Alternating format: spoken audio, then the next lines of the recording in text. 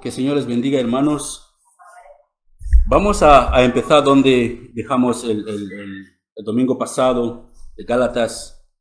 El domingo tristemente vimos solamente el versículo 1, Gálatas 1, versículo 1. Así que imagínate cuántas cosas aún quedan para ver, si pudimos solamente ver el versículo 1. Así que el domingo pasado hablamos de este dibujo, ¿vale? Que habla de que Gálatas capítulo 1 a Gálatas 1 y 2 hablan de la libertad que los cristianos tienen, el legalismo que existe en la iglesia, vamos a verlo en Gálatas 3 y Gálatas 4, y el libertinaje, que es la libertad de vivir de cualquier manera, que os dije antes, que es muy difícil encontrar a un cristiano creyente de verdad que vive en el libertinaje. Una persona que está en la iglesia, vive en el libertinaje, es simplemente porque la persona no está convertida. Pero es muy probable encontrar a muchos cristianos que viven en el legalismo. El legalismo es Jesús más algo. Jesús más algo, como Jesús más la mujer no tiene que llevar pendiente, Jesús más la mujer no tiene que llevar pantalón, Jesús más si no 10 más Dios te va a hacer eso, Jesús más tiene que hablar en lenguas para demostrar que estás lleno del Espíritu Santo, Jesús más algo.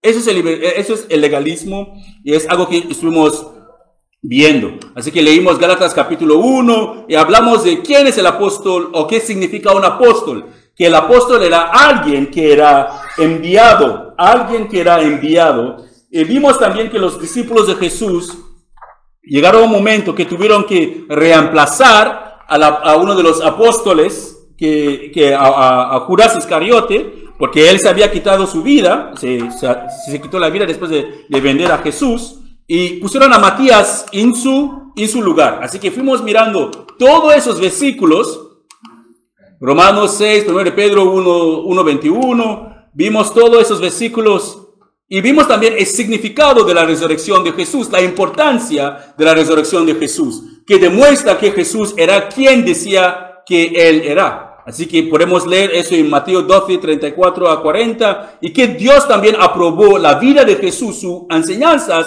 y su muerte vicaria. Y eso lo podemos leer en Romanos 4, 25. Y que también la resurrección de Jesús muestra la promesa a todos los creyentes, a todos los cristianos, que algún día, o aún después de la muerte, ese es después de la muerte, tendremos cuerpos nuevos, cuerpos glorificados, cuerpos totalmente diferentes, que ya no habrá dolor de cabeza, ni habrá vejez, ni habrá dolor, ni nada. La Biblia dice que Dios limpiará todas lágrimas de nuestros ojos. Así que los que están llorando ahora, prepárense. Si estás llorando para la gloria de Dios, estás llorando porque hay algo que te está agonizando en tu alma, pero tú estás viviendo conforme a la palabra de Dios, no te preocupes. Llegará el día que el Señor limpiará todas tus lágrimas y en vez de llanto habrá gozo, habrá alabanza que saldrá de tu boca.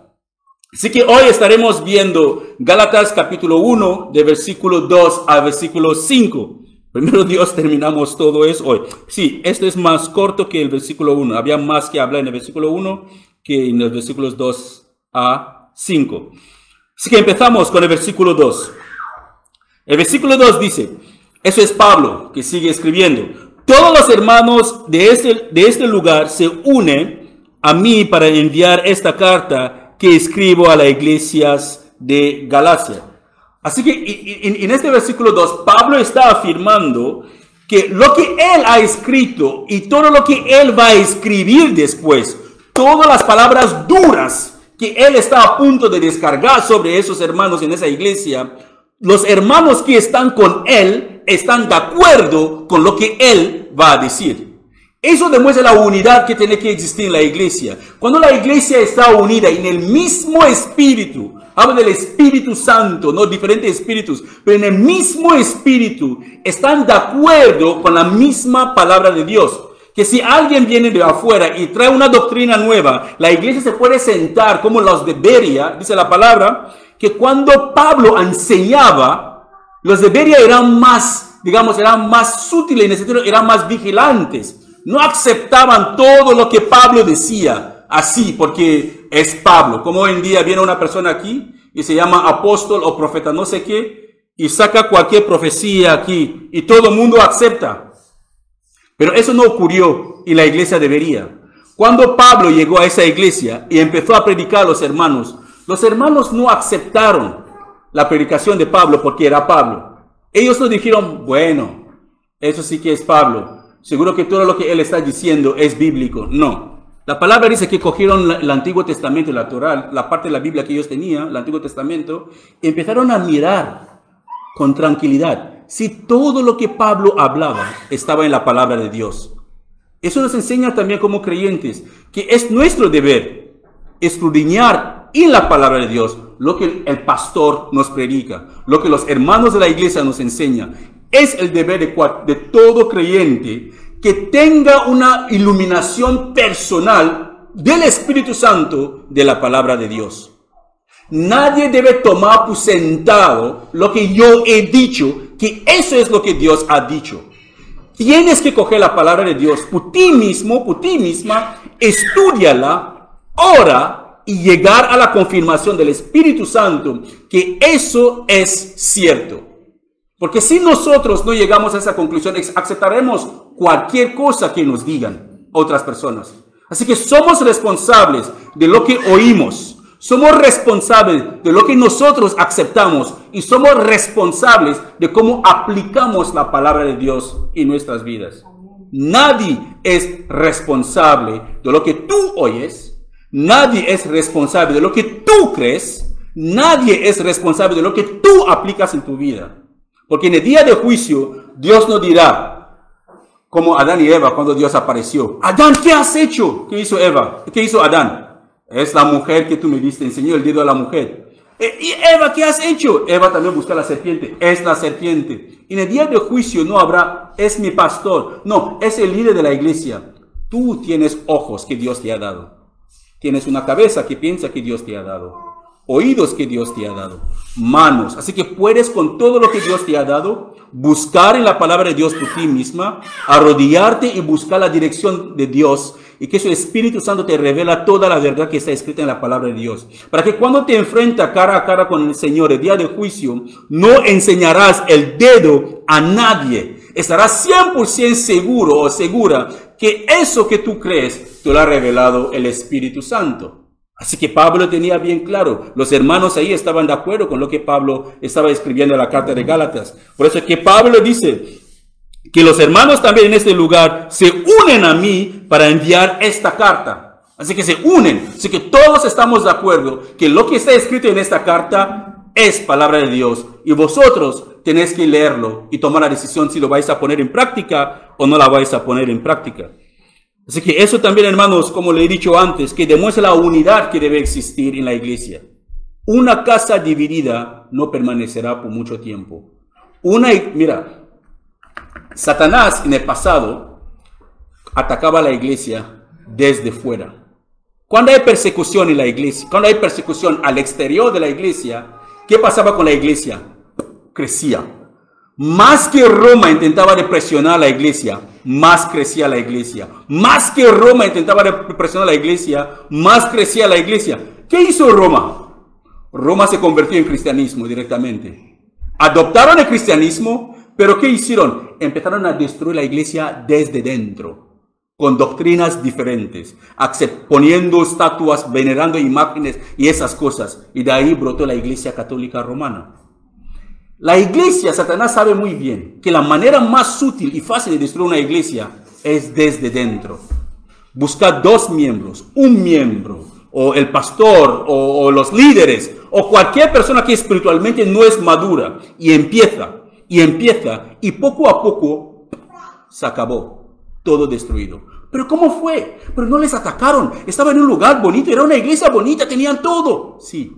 ¿Y cómo fue que Satanás les atacó? Desde dentro. Así se destruyen las familias también, desde dentro. Aquí Pablo demuestra que todos los hermanos están de acuerdo conmigo. Lo que os voy a escribir no son palabras solamente mías. Los hermanos se han sentado conmigo, hemos revisado el asunto, hemos orado, hemos ayunado, hemos buscado la dirección del Señor, hemos tomado por sentado que eso es el problema y así tenéis que actuar. Así que no eran solamente ideas ni opiniones de Pablo. Así que esta carta Todos estamos de acuerdo. El versículo 3, Pablo dice, que Dios el Padre y nuestro Señor Jesús les concedan gracia y paz. Así que Él saluda, Él demuestra, aparte de que Él está preparando una buena, digamos, un buen latigazo para esos hermanos, aún así Él les desea la paz del Señor. Hermanos, las diferencias pueden existir en la iglesia. Yo no puedo estar siempre de acuerdo con algunas cosas, con algunas personas, pero eso no significa que yo no les deseo el bien. Pues es que el Señor Jesús nos enseña, bendice a los que os maldicen, ora por los que te persiguen, haz el bien a los que os hace el mal. Si alguien te dice que un soldado romano te dice hay que ir 1 kilómetro, no, lleva su carga 2 kilómetros. Te bofetea a la derecha, enseña a la izquierda. Te quita la camisa, dale también el abrigo. Haz el bien a los que te hacen el mal. Y no se cansen nunca de hacer el bien. Así que aún dentro de la diferencia que existían en esas iglesias en Galacia, y lo que Pablo estaba a punto de decirles con dureza, él deseaba el bien para ellos. Él deseaba que la paz del Señor y la gracia del Señor reina sobre ellos. Esto es algo precioso que nosotros como creyentes tenemos que esforzarnos para practicar. Así que eso nos enseña que podemos tener diferencias doctrinales mínimas, ¿vale? Porque hay algunas doctrinas que no afectan nuestra salvación, ¿vale? Pero hay algunas doctrinas específicas que afectan nuestra salvación. Yo tengo amigos musulmanes. Bueno, hablo de buenos amigos musulmanes que si yo tengo alguna necesidad y les llamo, ellos van a suplir esa necesidad. Que algún amigo cristiano, que si lo le llamo, quizás no va a poder. ¿Qué estoy diciendo? Que aunque tengo una diferencia doctrinal con esa persona, no somos enemigos. Estaba comentando a los hermanos ayer, después de la reunión que tuvimos, que hace 4 años estuve compartiendo la palabra en la Rambla de Pueblo Nou, una noche, sobre las 11, 12 así de la noche, y conocí a un señor que hablaba con el Señor.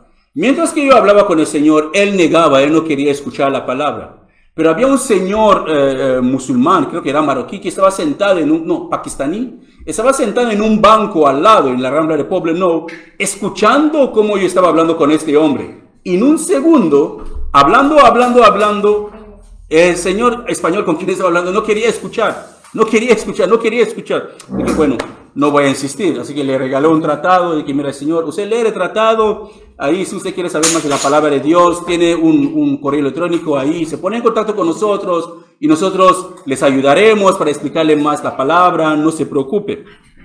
Eso fue el deseo. Pero justo cuando yo me iba, ¿qué pasó? Alguien me llamó. Perdón, disculpe.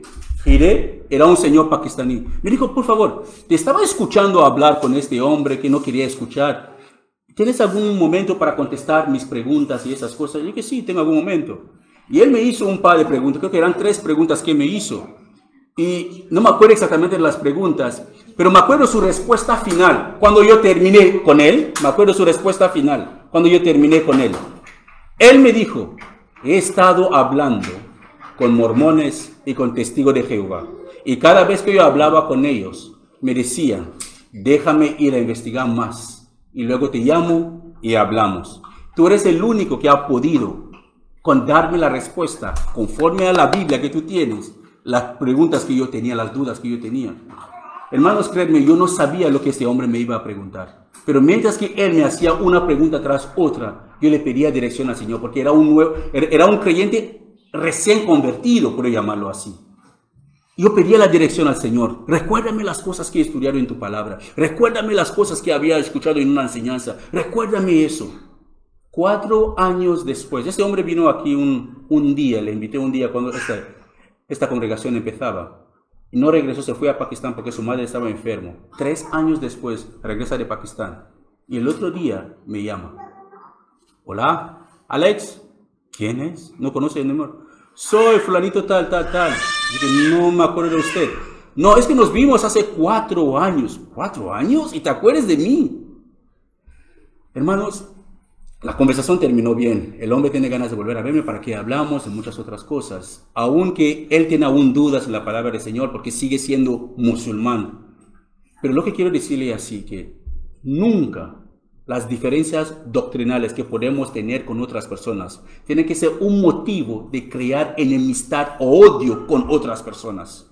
El musulmán está ciego y no entiende de la gracia de Dios. Los familiares que nosotros tenemos que no están convertidos no tienen que ser desechados, abandonados, maldecidos para que se van a morir o no. Es nuestro deber seguir orando por ellos, seguir deseándole la paz y la gracia de Dios, como Pablo demandaba aquí a los hermanos, que la gracia y la paz de Dios esté con vosotros. Es nuestro deber como creyentes desear la paz y la gracia de Dios a cualquier persona, aunque sea la persona que está hablando mal de nosotros todos los días. Todos los días deseamos la paz y la gracia de Dios a esta persona. Hoy me fui a comprar agua para la iglesia, justo a aparcar el coche. Encontré a un señor que no lo conozco. Estaba totalmente borracho con una cerveza en la mano delante de la tienda de pakistaní. Y yo me acerqué a él, le saludé cuando salí del coche y me saludó. Y entré, guardé el agua y me giré y le saludé. ¿Cómo te llamas? Oh, ¿qué te pasa? ¿Qué haces aquí sentado? El hombre empezó a indagar un poquito. ¿Dónde vives? Primero me preguntó, ¿dónde vives? Dije, aquí arriba. Me habló de mi vida. Todo de mi vida, que eres pastor, vives aquí al lado. Y no habló de mi vida en el sentido de que hablaba bien de mí. Él hablaba mal de mí. ¿Por qué? Porque había alguien que se había sentado con un amigo suyo, porque después me lo dijo que era un amigo suyo que se había sentado con él. Y me insultaba y hablaba toda barbaridad sobre mí. Que me quedé, no sabía ni qué decirle. Solamente le miré y dije, ¿sabes qué? El alcohol que tú tienes en tu mano va a arruinar tu vida. Te quitará la vida, te quitará tu familia y te quitará también a Dios si tú no paras. Y eso es cierto. Ese es el camino donde lleva el alcohol. ¿Por qué? Las personas que viven en el pecado muchas de las veces no quieren que nadie toque sus pecados. Quieren abrazarlo, acariciarlo todos los días. Personas que vienen y te dicen que la alabanza en la iglesia no me gustó el domingo pasado. Puedes dar algo que es mucho más rápido. Puedes dar algo que no me va a hacer dormir. Dile dónde está la puerta para que salga de la iglesia y se vaya y nunca vuelve. Porque cantamos para el Señor, predicamos para el Señor. Y todo lo que se hace en una congregación es para el Señor. ¿Por qué le dijo eso? Porque una vez, hace unos años, una hermana me confrontó con eso. Que la alabanza hacía dormir la adoración la hacía dormir a sus hijos. Y que bueno, porque sus hijos no tienen interés en la palabra de Dios. Y no podemos cambiar las cosas. Pero pasa lo que pasa. No importa la diferencia que uno puede tener con otra persona. No es tu posición para tomar venganza sobre la persona. No es tu posición para desearle mal a la persona. Hay que desearle gracia y paz de Dios a cualquier persona. Somos hijos de Dios y Dios es misericordioso. Él hace que su sol brilla sobre los malos como sobre los buenos. Él hace que su lluvia caiga sobre los malos como sobre los buenos. Él trata a todo mundo sin excepción. Es lo que Él hace. Así de la misma manera que nosotros, como creyentes, nuestras vidas tienen que reflejar la bondad de Dios. Que la paz y la gracia del Señor estén sobre cualquier persona que tenemos a nuestro alrededor. Sean los que nos insultan o sean los que nos bendicen. Seguimos, versículo 4. Tal como Dios nuestro Padre lo planteó, Jesús entregó su vida por nuestros pecados, para rescatarnos de este mundo de maldad en que vivimos. Escuchen bien, hermanos, por favor, presta atención. Tal como Dios nuestro Padre lo planeó, Jesús entregó su vida por nuestros pecados. Eso es una profecía. Escuchen bien, que Jesús entregó su vida por nuestros pecados. No es que alguien se la arrebató, no es que alguien lo obligó a entregar. Él lo hizo a propósito, por nuestros pecados, para rescatarnos de este mundo de maldad en que vivimos. Si examinamos bien este versículo, hermanos, este versículo nos revela que nuestra salvación no fue algo que se le ocurrió a Dios así de un día al otro, o que Dios se quedó después de que ha visto que el hombre ya no puede más. Se preguntaba a sí mismo, ¿qué voy a hacer con el hombre? ¿Qué voy a hacer con el hombre? No. Nuestra salvación es una salvación que ya fue planeada mucho más antes de que el mundo fue creado. Dios ya la había plantado, Dios ya había tomado la decisión. Antes que Jesús murió en la cruz, Dios ya sabía que eso es lo que iba a ocurrir. Mira lo que dice Génesis capítulo 3, versículo 15. Eso es después de que Adán y Eva pecaron en el huerto de Edén. Después de que Dios empezara, eso es la primera profecía sobre lo que ocurrirá. Cómo Dios iba a redimir al hombre. Génesis capítulo 3, versículo 15 dice, es Dios diciendo a Adán y Eva, a la mujer, que pondré hostilidad, que es enemistad, entre tú y la mujer, a la serpiente, perdón. Dios aquí hablando a la serpiente. Pondré enemistad, que es hostilidad, entre tú y la mujer, y entre tu descendencia y la descendencia, no descendencias. Habla de una persona, la descendencia de la mujer. Está hablando de una persona, que esa persona, la descendencia de la mujer, que pondrá enemistad entre Satanás, Dios pondrá a Satanás con esa descendencia es Jesús. Así que si lo podemos leer, quitando la descendencia y poner el nombre de Jesús, será como, yo pondré hostilidad entre tú y la mujer, entre tu descendencia Satanás y a Jesús, que es la descendencia de la mujer, a Jesús. Y Jesús, quitando la palabra descendencia, Jesús, ¿qué pasará? Te golpeará la cabeza y tú le golpearás el talón. Así que Satanás va a herir a la descendencia de la mujer. Pero lo que pasará con la descendencia de la mujer es que la descendencia de la mujer aplastará la cabeza de Satanás. La muerte de Jesús en la cruz fue la victoria, que él arrebató de Satanás la autoridad que Satanás tenía sobre nuestras vidas. Él arrebató. ¿Qué quiere decir en ese sentido? De que Satanás ya no tiene autoridad sobre la vida de cualquier persona que toma la decisión de poner su fe en Cristo Jesús. Así que si yo tomo la decisión hoy, se acabó. Quiero seguir a Jesús. He escuchado el Evangelio, reconozco que soy un pecador, soy una pecadora, reconozco mis pecados, me arrepiento delante de Dios. Y tomo la decisión de poner mi fe, que lo que Jesús hizo en la cruz es suficiente para mi salvación. Dios hace una cosa maravillosa. Nos regala la salvación, que es por gracia. Nada debemos hacer para ganar nuestra salvación. No es porque somos muy guapos, no es porque somos muy buenos, no. Simplemente usamos el instrumento, como el pastor Vidal lo llama. Eso es la palabra que la fe es el instrumento para recibir la salvación. La salvación se recibe por gracia, por la fe en lo que Jesús hizo en la cruz. Así que aquí Dios está diciendo directamente a Satanás, el hijo de la mujer te va a matar. Sí, pero ciertamente te voy a permitir para que tú le hagas una pequeña herida en el talón. Así que Satanás hirió a Jesús, pero Jesús con su muerte venció a Satanás. Así que él tomó la victoria. La Biblia dice que él exhibió públicamente los poderes de las tinieblas. Él exhibió una exhibición en el sentido de que cuando la gente iba a la guerra, después de la guerra, ponían como cadenas en los cuellos de los prisioneros. Le ponían cadenas y traían todos los prisioneros que traían de la guerra, caminaban con ellos en el medio de la ciudad para que todo el mundo le vea, ¿sabes? Eso fue una exhibición de los prisioneros. Así que lo que Jesús hizo en la cruz es exhibir públicamente. Él venció a Satanás de una manera impresionante. Porque la Biblia dice que si los demonios supieran, si Satanás supiera el plan de Dios para salvarnos, él nunca había matado a Jesús. Si él supiera que la muerte de Jesús en la cruz jugaba a nuestra ventaja, él no lo había hecho. Pero él nunca supo el plan maravilloso de Dios.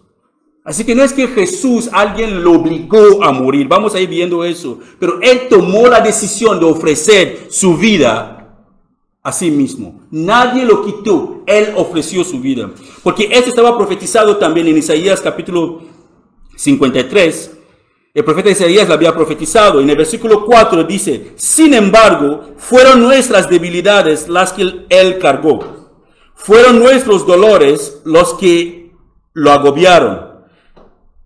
y pensamos que sus dificultades eran un castigo de Dios, un castigo por sus propios pecados. Pensábamos, la gente cuando le crucificaban a Jesús pensaban que es Dios que estaba crucificado a Jesús. No, Jesús mismo voluntariamente entregó su vida para librarnos. El Señor Jesús mismo lo dice en Marcos capítulo 10, versículo 45. Él lo pone bien claro para que nosotros lo entendamos. Que pues ni aún el Hijo del Hombre vino para que le sirvan, sino para servir a otros y para dar su vida por muchos. Dar su vida por muchos. Eso es lo que nosotros tenemos que hacer como cristianos. No esperando que nos sirvan a nosotros. Servir a otros. Si Jesús, horas antes de su muerte, hablo de horas antes de su muerte, pudo arrodillarse, atarse una toalla en la cintura, coger un bol de agua y lavar los pies de sus discípulos, una forma de servicio. ¿Y qué somos nosotros? Que deseamos que nos sirven a nosotros. Eso no es la iglesia. La iglesia es donde yo sirvo a mi hermano.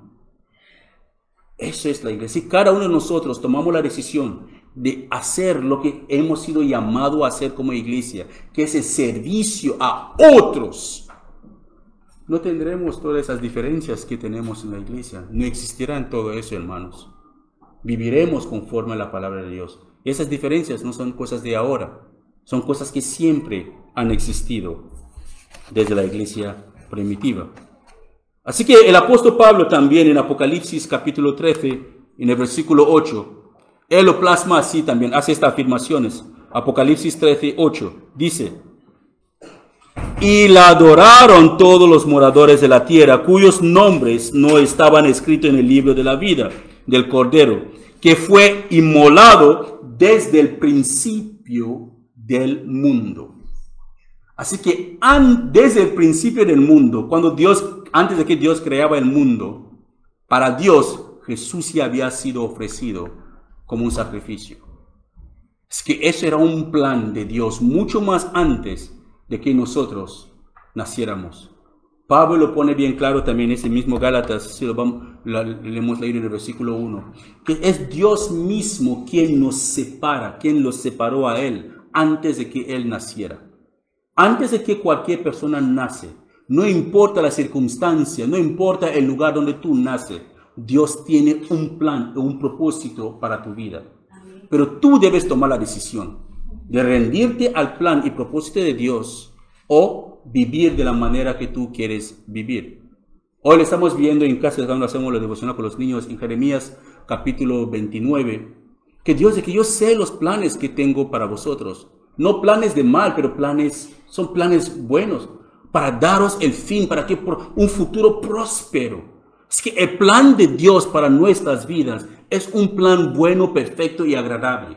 Pero no significa que sí, el plan de Dios para mi vida es que yo tenga mucho dinero, que vivo bien, tengo un buen trabajo. El plan de Dios para tu vida puede ser que tú sufres y que te crucifica cabeza abajo, como lo hicieron con Pedro, para su gloria.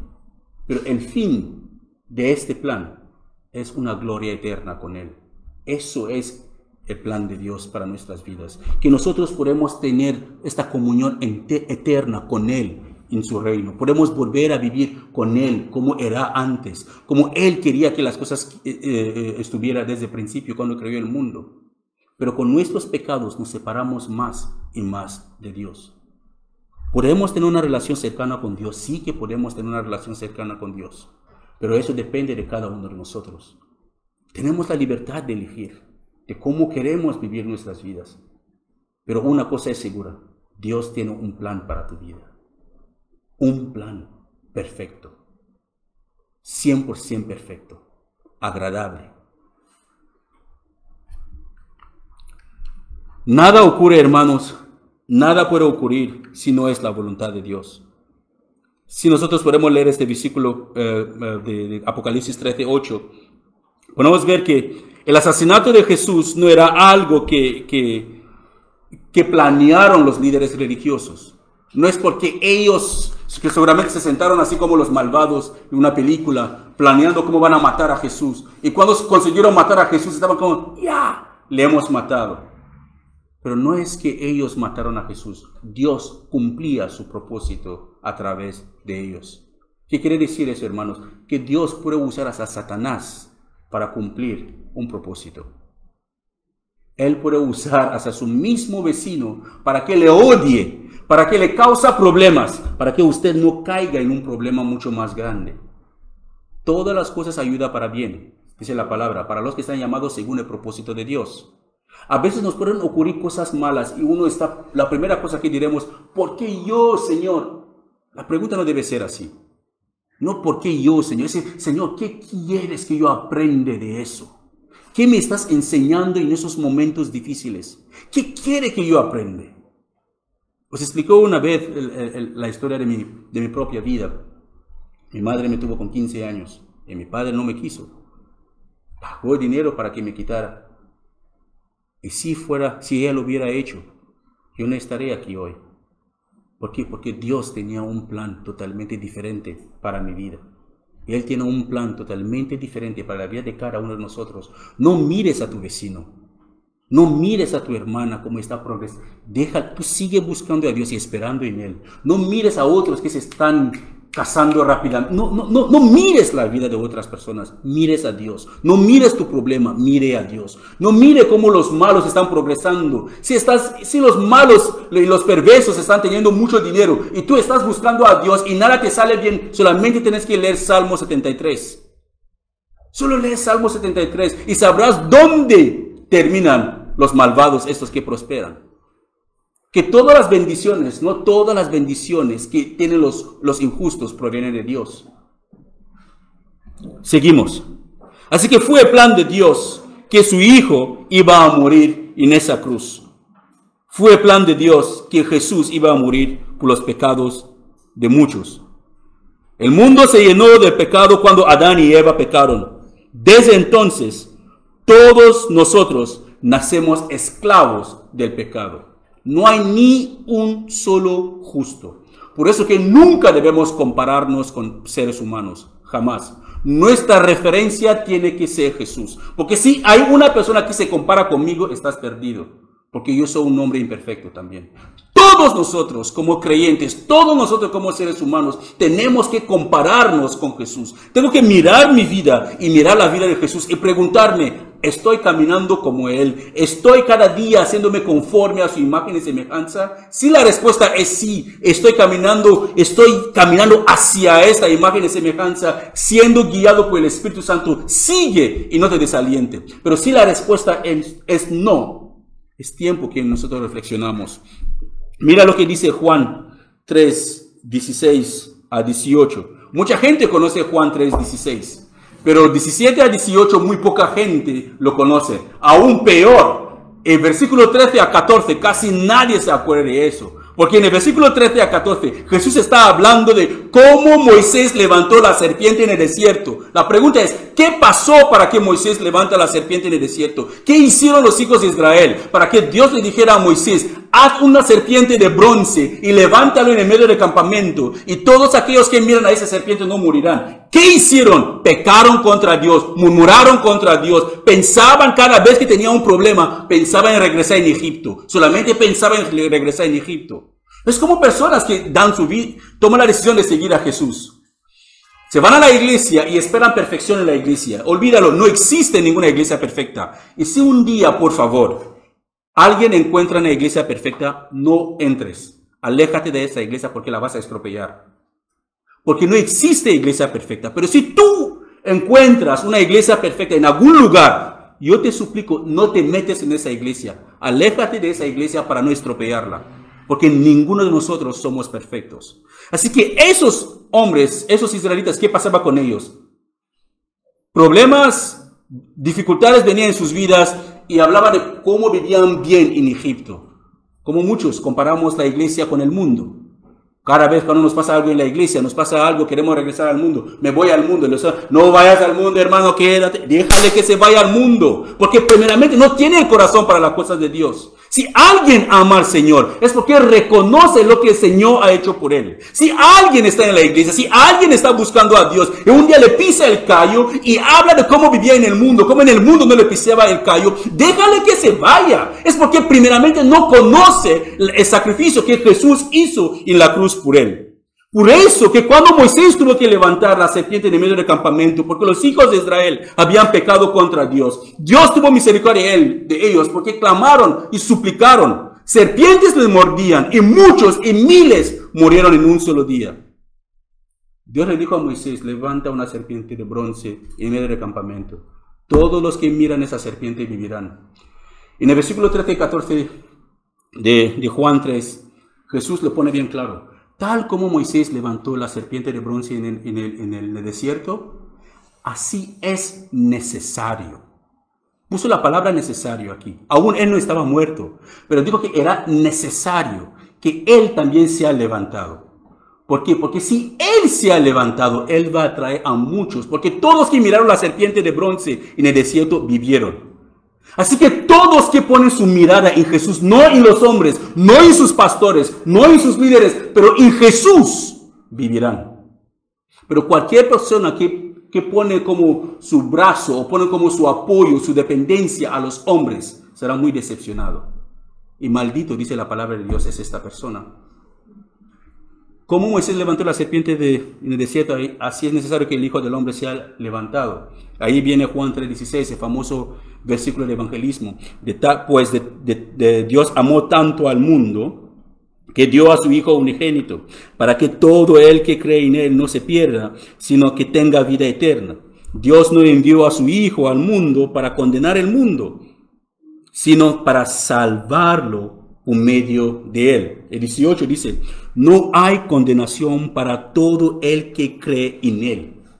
Cree en Jesús, no habla de la iglesia. No dice que no hay condenación para los que pertenecen a un grupo de hermanos o una congregación, no. No hay condenación para los que creen en Jesús.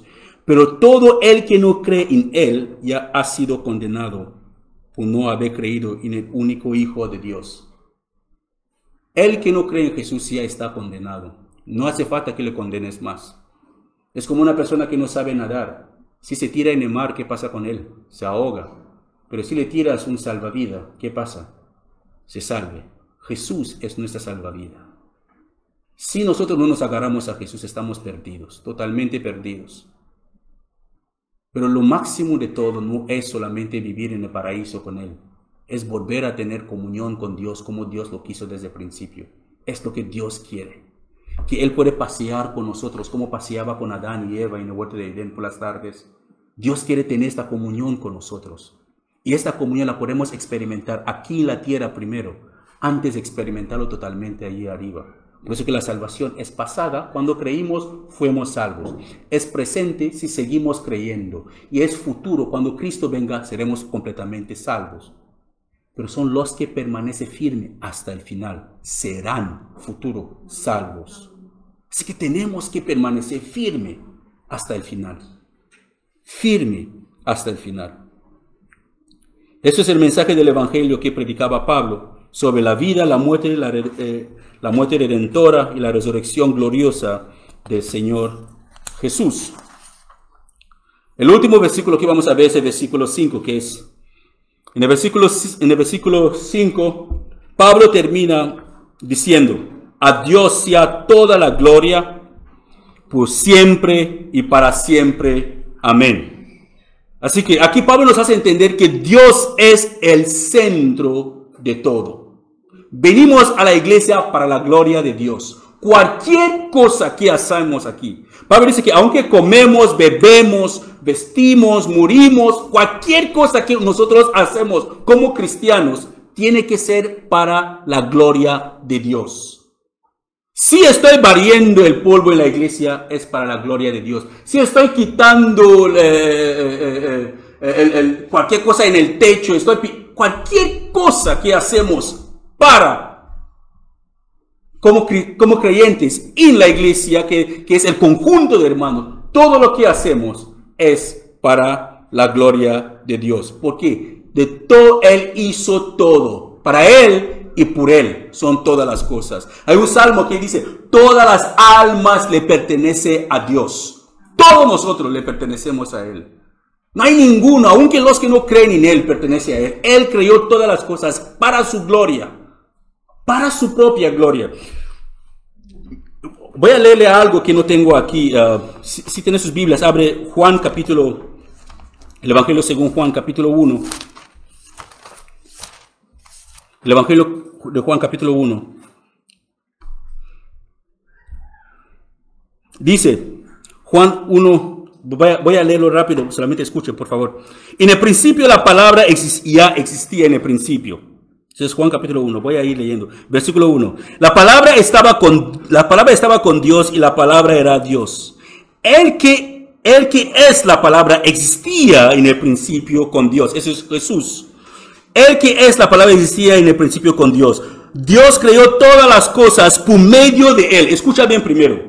Todas las cosas fueron creadas por medio de Jesús. Nada fue creado sin Él.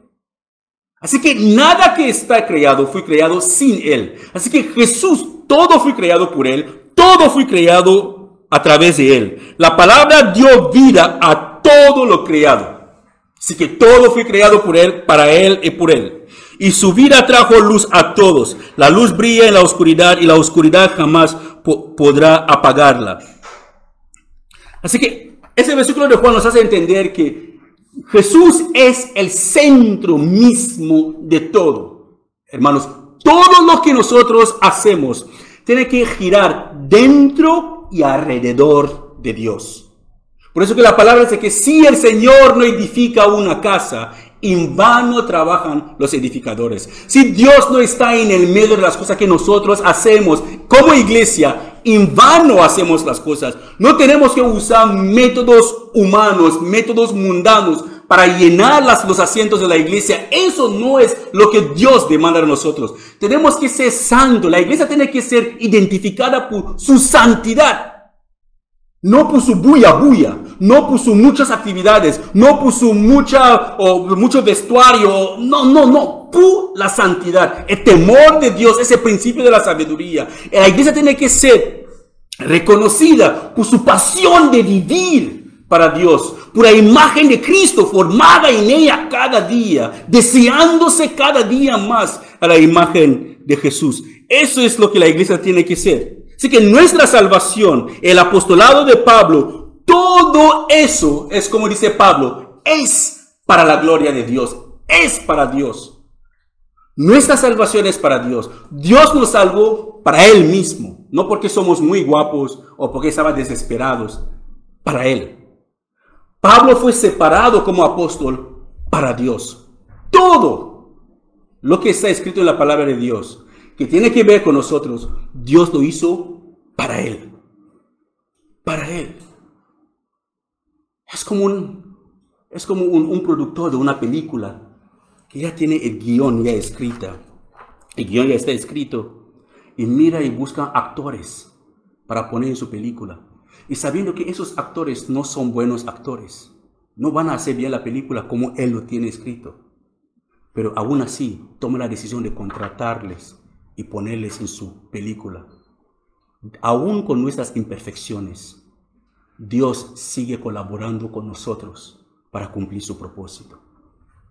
Cada uno de nosotros tenemos un propósito.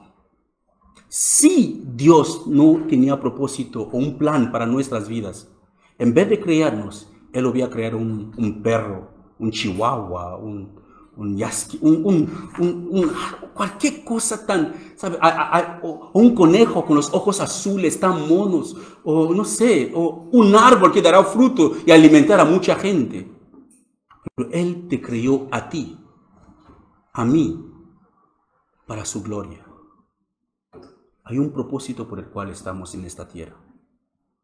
Y todo, pues siempre y para siempre, es para la gloria de Dios. El apóstol Pablo termina con la palabra amén, que es una afirmación. Así sea. Así sea. Todo lo que he dicho desde el versículo 1 hasta el versículo 5 hasta este amén, que así sea. Y todo lo que voy a decir después, dice el apóstol Pablo, que así sea. Que Dios cumple su propósito. Como conclusión, el apóstol terminó de presentarse marcando también el mensaje central de su carta. Es Jesús el mensaje central. Una iglesia que no es guiada por el Espíritu Santo es un club social.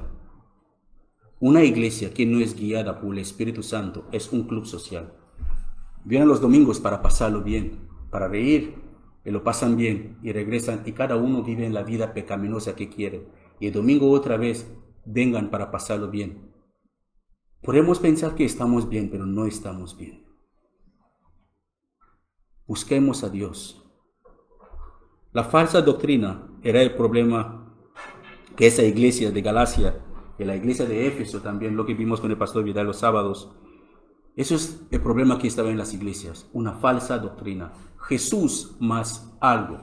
Y lo estamos viviendo hoy en día en muchas iglesias. Las iglesias hemos caído en la apostasía más grande. Una de las señales del fin del tiempo, que Jesús ya venga, que viene pronto, es el engaño. Porque cuando los discípulos de Jesús le preguntaron, Maestro, ¿qué son las señales que demostrará que pronto ya regresa? La primera cosa que salió de la boca de Jesús es, miren que nadie os engañe. ¿Cómo no vamos a ser engañados si nosotros mismos, teniendo la palabra de Dios en nuestras manos, no la estudiamos? Si no la estudiamos, es fácil que seamos engañados. Así que las falsas doctrinas así se infiltran en las iglesias. ¿Por qué? Porque los miembros de la iglesia no estudian la palabra de Dios. Quieren solamente que el pastor le diga lo que quieren escuchar. Quieren saciar su curiosidad. Quieren que le digan que Dios le va a bendecir, que Dios va a multiplicar, Dios le va a abrir puertas, que cuando dan dinero, las ventanas del cielo se van. Es lo que quieren escuchar. Y darán, hasta venderán sus casas porque quieren más de Dios. Eso no es el evangelio. Nadie puede comprar con dinero la gracia de Dios, ni las bendiciones de Dios. Nadie. Porque todo pertenece a Dios. El dinero que usted tiene en su bolsillo es de Dios. Su trabajo es de Dios. Su ropa es de Dios. Su vida pertenece a Dios. Todo lo que es de este mundo pertenece a Dios. Así que no sacaremos nada de aquí cuando nos vamos. Así que al enfatizar, hermanos, en la gloria de Dios al final de su presentación, el apóstol Pablo espera poner a sus lectores y a nosotros en el camino correcto, que es el Evangelio de la Gracia. Con eso en mente, si el Señor lo permite, seguiremos en el versículo 6 a partir del próximo domingo, de ahí adelante. Así que, hermanos, yo les pido, estudien la palabra de Dios, manténganse firmes en la palabra de Dios. Y la única manera para no dejarse ser engañados por doctrinas raras y falsas es cuando nosotros mismos pasamos tiempo con la palabra del Señor y nos dejamos guiar por el Espíritu Santo. Amén. Padre, gracias te damos por tu palabra, porque tu palabra es verdad. Te encomendamos nuestras vidas, oh Señor, porque no hay otro Dios como tú, Señor. Gracias por esta maravillosa carta de Pablo, la carta de Gálatas, que hasta Martín Lutero dijo, yo me he casado con Gálatas, porque es una carta que nos hace libre como creyentes, que comprendamos, Señor, que no somos salvos por las buenas obras que nosotros hacemos, que es pura gracia tuya, y el medio a través del cual recibimos esta gracia es la fe en Cristo Jesús. Gracias porque tú resucitaste a Jesús de la muerte y nosotros tenemos esta salvación tan grande, tan grande, tan grande que tú nos has dado antes del principio del mundo. Gracias. Que estas palabras que hemos escuchado, oh Señor, que podemos aplicarla en nuestras vidas, es ahí que tendrá poder. Que lo que tú quieres es que nosotros podemos aplicar esas palabras en nuestras vidas. No solamente ser oidores de ella. Ayúdanos, Señor, a acercarnos más a ti, en oración, en tu palabra. Por favor, Padre, recibe toda la gloria, toda la honra, toda alabanza y todo el honor por los siglos de los siglos. en el nombre de Jesús. Amén. Amén.